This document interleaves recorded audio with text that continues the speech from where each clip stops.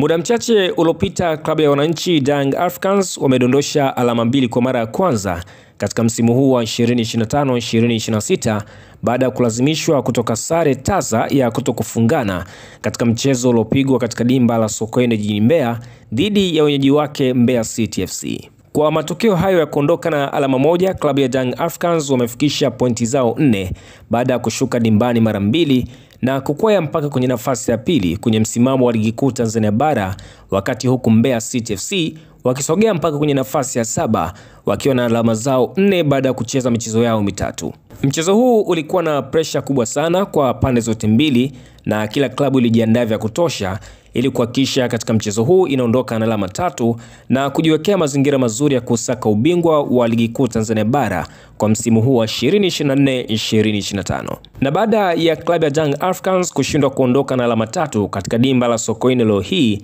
inakuwa ni mara ya 7 mfululizo kwa klabu ya Young Africans ikishindwa kuondoka na alama 3 katika dimba la Sokoine.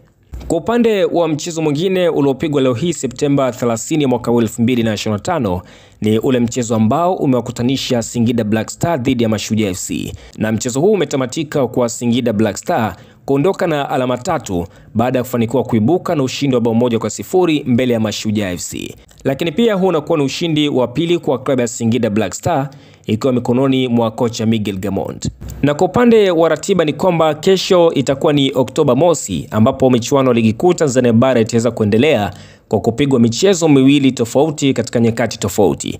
Kwa siku ya kesho klabu ya JKT Tanzania itashuka dimbani majira saa 12 kamili za jioni ikialika klabu ya Azam FC. Lakini pia kwa upande wa mchezo mwingine ambao utapigwa majira saa 2:15 za usiku ni kwamba kesho mnyama klabu ya Simba atashuka dimbani akialika klabu ya Namungo FC. Na hizi ni taarifa za kimichezo kutokea hapa Zenje Online TV. Na kama hii ni mara yako ya kwanza kabisa kuitembelea Zenje Online TV, tunakusihi sana usiache kusubscribe, kulike pamoja na kucomment kwa ajili ya kuendelea kupata taarifa mbalimbali za kimichezo na burudani pamoja na taarifa za matukio mbalimbali ya kijamii kwa kila siku na kila wakati.